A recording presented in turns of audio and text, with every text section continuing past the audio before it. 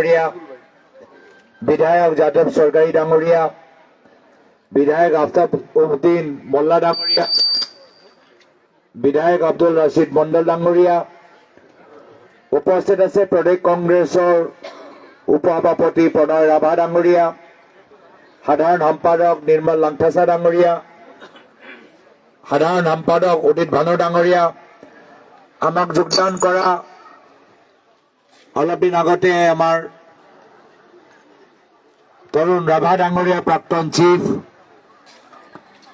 আৰু ইয়াত উপস্থিত থকা আমাৰ প্ৰদেশ কংগ্ৰেছৰ সম্পাদকসকল, মাৰ্চেলা চাংমা ডাঙৰীয়ানী, উপস্থিত থকা আমাৰ যুটীয়া সম্পাদিকা বেটলিয়া সকল, মই প্ৰথমে সকলোকে দেৰিকে হলেও ইংৰাজী নৱবৰ্ষৰ শুভেচ্ছা জ্ঞাপন কৰিছো। আৰু মই আশা কৰো যে এই নতুন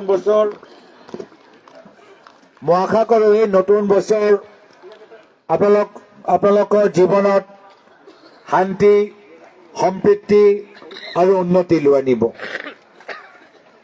আপোনালোকে ভালদৰে জানে যে 2 মাহৰ পিছত অসমত বিধানসভা নিৰ্বাচন হ'ব, আৰু বিধানসভা নিৰ্বাচন এটা গুৰুত্বপূৰ্ণ সময়। এই সময়ত আপোনালোকে নিজৰ ভৱিষ্যত তৈয়াৰ কৰা এটা সুবিধা পায়, এটা সুযোগ পায়। যোৱা 5টা বছৰ চৰকাৰৰ যিমানবোৰ ভুল হ'ল, এই ভুলৰ বিৰুদ্ধে আপোনালোকে বেছি মাত মাতিব নোৱাৰে বা নোৱাৰিছিল, কিন্তু এতিয়া নিৰ্বাচন সমাগত, এতিয়া আকৌ ক্ষমতা আপোনালোকৰ ওচৰত, ক্ষমতা আপোনালোকৰ ভোটৰ জৰিয়তে, আৰু সেইকাৰণে এই সময়টো যথেষ্ট ভালদৰে চিন্তা কৰিব লাগিব। যে আপোনালোকে দেখিছে যে কেন্দ্ৰত বিজেপি, ৰাজ্যত বিজেপি, আৰু প্ৰায় 10 বছৰ হৈ গ'ল। 2016 চনত তেওঁলোকৰ চৰকাৰ আহিল, ৰাজ্যত কেন্দ্ৰত চৰকাৰ আছিলেই। 2016 চন পৰা এতিয়া 2026 চন, 10টা বছৰ পাৰ হৈ গ'ল। আৰু এতিয়া আপোনালোকে নিজে অধ্যয়ন কৰক যে 10টা বছৰত কি কাম কৰি দেখালে। যদি আপোনালোকে মোক সোধে, মই এটাই ক'ব পাৰো যে এটা কাম যে এখন চৰকাৰ কৰিলে সেয়া হ'ল গুৱাহাটীৰ ভিতৰত কিছু ফ্লাইঅভাৰ বনালে। ফ্লাইঅভাৰ বনোৱা বাহিৰে বৰ্তমানৰ ৰাজ্য চৰকাৰে একো কাম কৰা নাই। মোক মনত পৰে মোৰ প্ৰয়াত পিতৃলৈ সদায় কৈছিল গাঁৱৰ উন্নয়নৰ ওপৰত জোৰ দিব লাগে। অসমৰ উন্নতি তেতিয়াই হ'ব যেতিয়া গাঁৱৰ ভিতৰত উন্নতি প্ৰগতি হ'ব। কিন্তু আজি তাৰিখত আমি কি দেখা পাইছো যে যোৱা 10টা বছৰত গাঁৱৰ ভিতৰত চৰকাৰী স্কুল বন্ধ, মদৰ দোকান খুলিবলৈ আৰম্ভ কৰিছে। আমি দেখাত কি পাইছো যে যোৱা 10টা বছৰত হস্পিটেলত গ'লে দৰৱৰ দাম আৰু বাঢ়ি গ'ল, দৰৱ নাপায়, এনেকুৱা এটা অৱস্থা।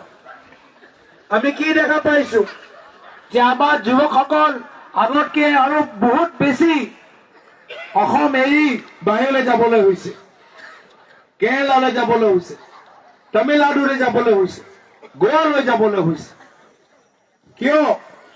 কেলেকে ইয়াত একো সংস্থাপন নাই, ইয়াত উদ্যোগ নাই, ইয়াত ব্যৱসায় নাই, কি কৰিব? আৰু যিসকল দুখ লাগে যে কিমান ভাল ভাল কথা অসমৰ মুখ্যমন্ত্ৰী হিমন্ত বিশ্ব শৰ্মা ডাঙৰীয়াই আমাক শুনাইছে। আজিৰ পৰা 10 বছৰ আগত কৈছিল যে বিজেপি আহিলে অসমখনৰ ভিতৰত ইমান উন্নতি হ'ব, ইমান প্ৰগতি হ'ব, ভাৰতৰ শীৰ্ষ 5টা ৰাজ্যৰ ভিতৰত অসমত আমি নাম দেখা পাম। কিন্তু আজি চৰকাৰী স্কুলৰ অৱস্থা নাই, হস্পিটেলৰ অৱস্থা নাই। এতিয়া অসমখন উচ্চ 5টা ৰাজ্যৰ ভিতৰত নহয়, তলৰ পৰা 5টা ৰাজ্যৰ ভিতৰত আজি তাৰিখত অসমৰ নাম আমি দেখা পাইছো। কিবা লজ্জাজনক কথা। আমি অসমলৈ গৌৰৱ কৰো, অনুভৱ কৰো। আমি অসমৰ ভিতৰত ভাল হোৱাটো বিচাৰো। অসমৰ ভিতৰত অপৰাধ কমি যোৱাটো বিচাৰো। অসমৰ ভিতৰত চৰকাৰী স্কুল আৰু ভাল হোৱাটো বিচাৰো। এই ভিতৰৰ অঞ্চলত হস্পিটেলৰ কামবোৰ ভালদৰে হওক সেইটো বিচাৰো। মানুহবোৰ খেতি কৰি ভাল এটা টেকনলজি সুবিধা পাওক, উচিত দাম পাওক, তাৰ আমি আশা কৰো। কিন্তু আজি তাৰিখৰ বিপৰীত। আজি তাৰিখৰ এইখন চৰকাৰৰ ভিতৰত তেওঁলোকৰ চিন্তা গাঁৱৰ উন্নয়নৰ ক্ষেত্ৰত নহয়। তেওঁলোকৰ চিন্তা হ'ল যে কেনেদৰে গৰু চিণ্ডিকেট, কয়লা চিণ্ডিকেট। যোৱা 10টা বছৰত অসমৰ ৰাইজে দেখিছে যে কেনেদৰে হিমন্ত বিশ্ব শৰ্মা ডাঙৰীয়া আৰু ধনী হৈ গৈছে। এতিয়া সকলোৱে জানে যে নিজৰ পৰিবাৰৰ নামত ক'ত ক'ত তেওঁ বাগান লৈছে, ক'ত ক'ত তেওঁ মাটি লৈছে। আৰু দুখৰ কথা যে এই বিজেপি দল কিমান কথা দিছিল, মাটি অধিকাৰ দিব, ভূমিপট্টা দিব। ভূমিপট্টা কোনোবা পাইছে নেকি কওকচোন? আপোনালোকৰ পৰা কোনোবা ভূমি অধিকাৰ মাটি পট্টা পাইছে? আজি হল এয়া বাস্তৱ অৱস্থা যে দুখীয়া মানুহক মাটি পট্টা দিব পৰা নাই। এতিয়া বিজেপি দল ঠাই ঠাই গৈ তেওঁলোকে দুখীয়া মানুহৰ পৰা মাটি নিজৰ নামত নামজাৰি কৰিবলৈ আৰম্ভ কৰিছে। আজি গাঁৱৰ মানুহ হওক, বড়ো মানুহ হওক, ৰাভা মানুহ হওক, ডিমাচা মানুহ হওক, দুখীয়া মানুহক মাটি দিব পৰা নাই। কিন্তু দুখীয়া মানুহৰ পৰা 40,000 বিঘা মাটি এতিয়া আদানী আৰু আম্বানীক দি দিছে। এয়া হল বৰ্তমানৰ চৰকাৰ।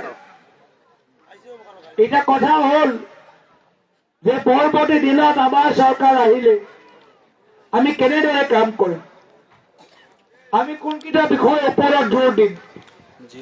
আৰু আজি এই মঞ্চৰ পৰা সকলোকে আমি জনাবলৈ বিচাৰো কি যিদৰে প্ৰয়াত তৰুণ গগৈদেৱে গ্ৰাম্য উন্নতিৰ ওপৰত জোৰ দিছিল, গাঁৱৰ ওপৰত জোৰ দিছিল, আমাৰো একে চিন্তা থাকিব।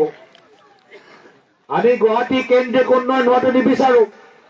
হয়, গুৱাহাটীত কাম হওক, কিন্তু মাত্ৰ গুৱাহাটীৰ ভিতৰত কাম হৈ থাকিলে নহব। আমাৰ শিক্ষানুষ্ঠানবোৰ ভালদৰে হওক।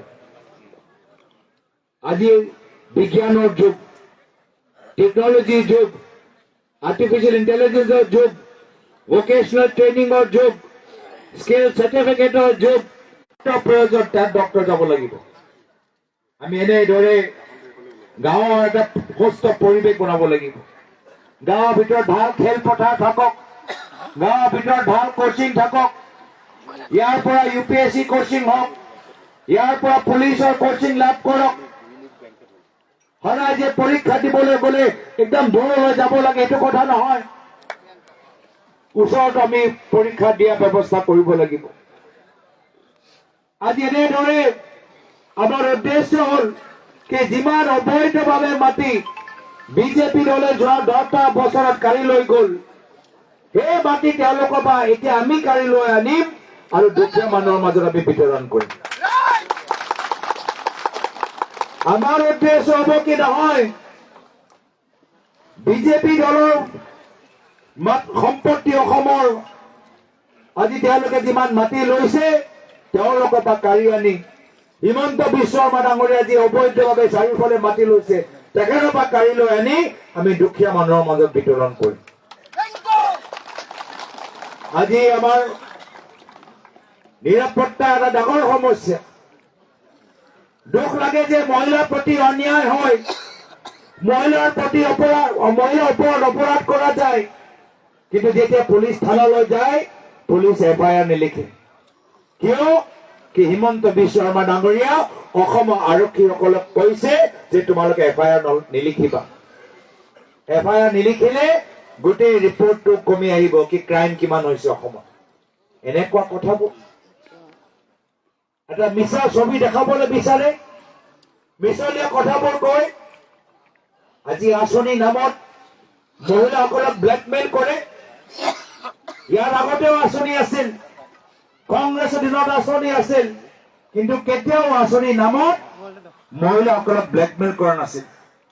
কিন্তু আজিৰ তাৰিখত এইখন চৰকাৰ ব্লেকমেইল কৰিবলৈ বিচাৰে কি যদি বিজেপি বিৰুদ্ধে মাত মাতা, যদি কংগ্ৰেছৰ সভালৈ যোৱা, তেতিয়া তোমাৰ চৰকাৰী আঁচনি আমি কাটি দিম। এনেকুৱা এটা ভাবুকি, এনেকুৱা থ্ৰেটেনিং দিয়ে, ইমান অহংকাৰী চৰকাৰ। সেইকাৰণে মই সকলোকে বিনম্ৰভাৱে অনুৰোধ কৰিছো যে আমাৰ সকলোৰ দায়িত্ব যে এই অহংকাৰী ৰজা হিমন্ত বিশ্ব শৰ্মা ডাঙৰীয়া অহা বিধানসভা নিৰ্বাচনত অসমৰ পৰা খেদিব লাগিব। আমি অসমৰ ভিতৰত অহংকাৰী ৰজা নিবিচাৰো, আমি অসমৰ ভিতৰত ৰাইজক আমি ৰজা পাতিবলৈ বিচাৰো। আমি অসমৰ ভিতৰত মাত্ৰ এজন মানুহৰ উন্নতি নিবিচাৰো, আমি অসমৰ ভিতৰত সকলোৰ সমান উন্নতি আৰু প্ৰগতি হোৱাটো বিচাৰো। আজি মানুহবোৰে কয় যে কিমান অশান্তিত আছো, প্ৰয়াত তৰুণগোহাঁইদেৱৰ দিনত আমি কিমান মৰম পাইছো, প্ৰয়াত তৰুণগোহাঁইদেৱে সকলোকে মৰম কৰিছে, আমাৰ লোকৰ মাজত শান্তি বিচাৰিছে। আজি শান্তিও নাই আৰু বৰ্তমান চৰকাৰৰ সন্মানো নকৰে।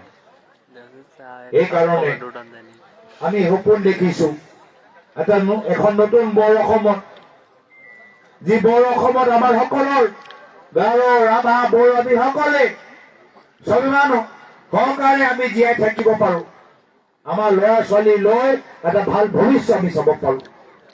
সেইকাৰণে আজি আপোনালোকৰ মাজত আমি আহিছো, বিচাৰিছো সকলোৰে আশীৰ্বাদ। আশা কৰো যে আগন্তুক দিনত আপোনালোকে নৱ প্ৰজন্ম, আপোনালোকৰ যিমান বুদ্ধিজীৱী আছে, ইয়াত যিমান ৰাইজ চৰকাৰ অন্যায় কৰিছে, এইখন চৰকাৰৰ দিনত মানুহবোৰ কয়লা চিণ্ডিকেট, এইখন চৰকাৰৰ দিনত মানুহবোৰ গৰু চিণ্ডিকেট দেখা পাইছে। ইয়াৰ পূৰ্বে বিভিন্ন চৰকাৰ আমি দেখিলো, কিন্তু কেতিয়াও এটা চৰকাৰৰ ভিতৰত গৰু চুৰ, পানী চুৰ, ভোট চুৰ আমি দেখা পোৱা নাই। এইবাৰ আমি প্ৰথম দেখা পাইছো। মানুহ গৰু নিদিয়ে, যি চৰকাৰী আঁচনিৰ যোগেদি দুখীয়া মানুহবোৰ গৰু পাব লাগে, সেইখিনিও অসম থাকিলে আমাৰ গাঁৱৰ অৱস্থা ভাল হ'ব নোৱাৰে।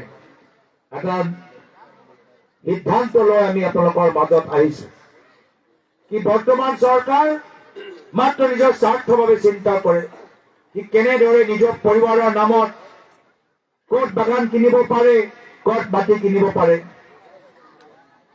কিন্তু আমি স্বাৰ্থ নথকা ৰাজনীতি কৰিবলৈ যাম। সেৱা মনোভাৱ লৈ আমি ৰাইজক মাজত আমি থাকিবলৈ বিচাৰো। মোৰ প্ৰয়াত পিতৃ 15 বছৰ মুখ্যমন্ত্ৰী আছিল, 2বাৰকৈ কেন্দ্ৰীয় মন্ত্ৰী আছিল, কিন্তু প্ৰয়াত তৰুণগোহাঁইদেৱে কেতিয়াও নিজৰ ল'ৰাৰ নামত 18টা কোম্পানী খোলা নাছিল। প্ৰয়াত তৰুণগোহাঁইদেৱে কেতিয়াও নিজৰ পৰিবাৰৰ নামত ক'ৰবাত বাগান লোৱা নাছিল, ক'ৰবাত চেনেল খোলা নাছিল।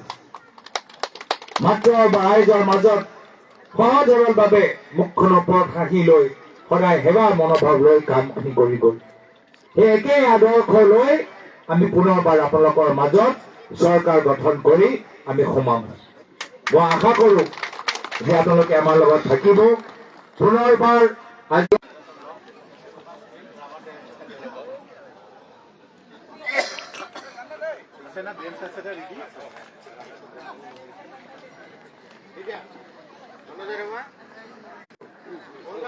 আছে ৰেডি